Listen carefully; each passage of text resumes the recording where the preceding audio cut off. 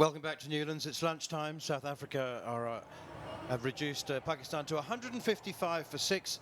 Still a mountainous deficit for Pakistan, trailing by 460.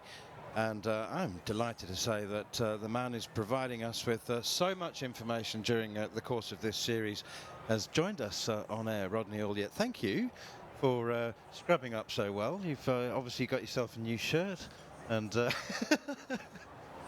Rodney, it's what can I just show some of some of your hard work? These extraordinary notes that you pass us. I keep them all, and I write a column at the end of the day because there's so much information. This is one of your favourite stats, isn't it? To Keshav Maharaj, in the company of Matai Murathan and Shane Warne. We forget how good some of these cricketers are, Rodney.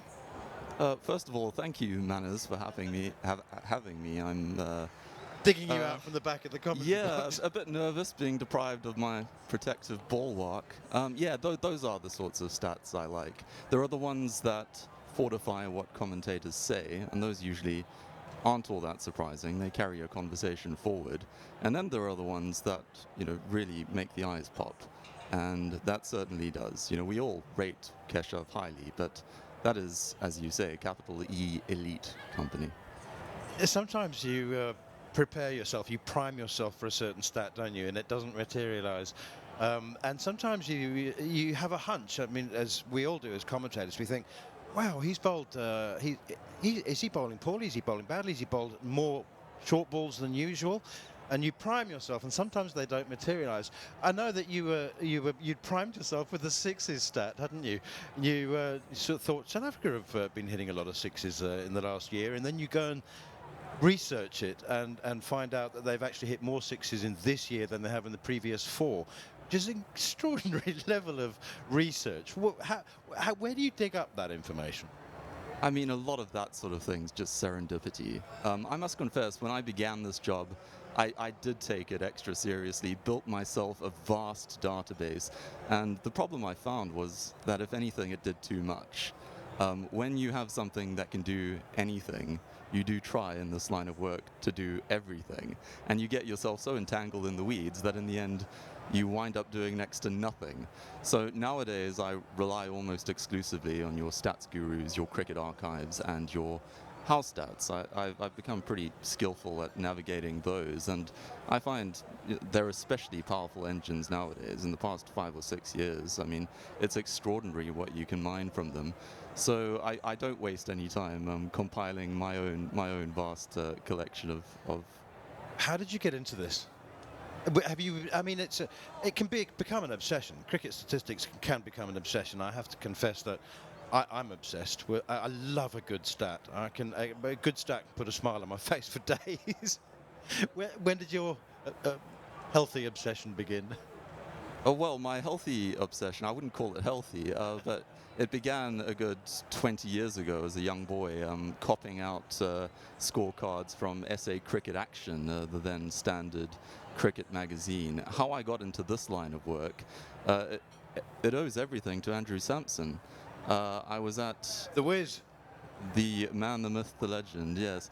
I was at the Oval in 2019, taking in a county match in his company, when he turned to me apropos of nothing and said, "Rodney, would you like my old job? Would you like to become SABC's cricket statistician?" And I said, "Well, sounds like fun, Andrew, but I've never done anything of the kind before." He knew, of course, that I was a member with him of the Association of Cricket Statisticians and Historians, and thought it would appeal to me, therefore.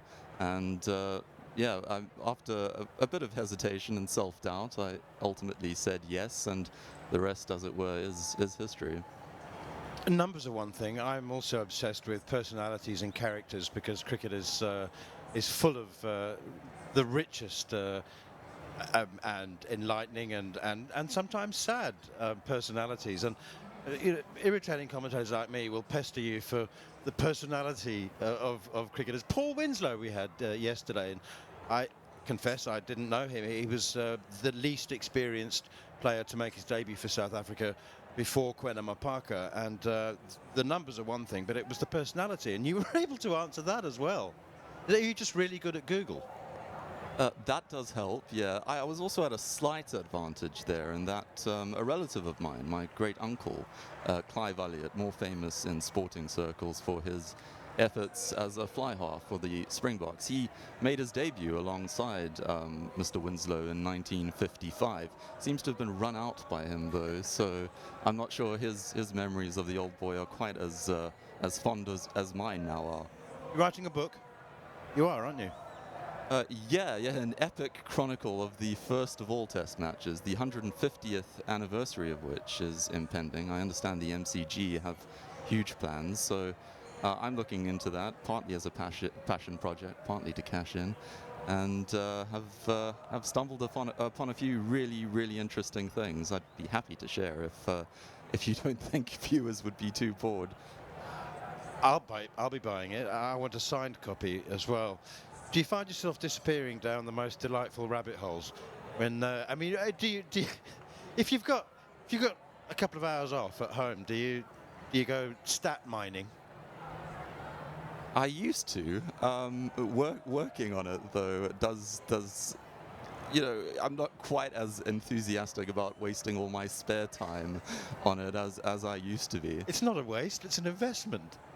It doesn't always feel like that, I'm afraid. I've squandered an awful lot of my life adding and subtracting filters from Stats Guru. As in the case of Maharaj a few moments ago, you find some really interesting stuff, but for the most part, it's deathly disappointing. You're very seldom vindicated in your instincts.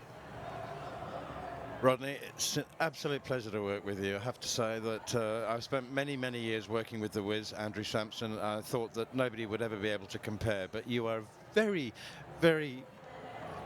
able lieutenant. Thank you for your time. Thanks for your hard work. That's very kind. Thank you, Manners. The one and only Rodney Ulyate, replacing, I thought, the irreplaceable Wiz, Andrew Sampson. Now then, it's been a very good session for South Africa. And we'll be able to show you the highlights now in case you missed it. South Africa did take 3 wickets. Pakistan in trouble at 155 for 6. So here are the highlights of the first session.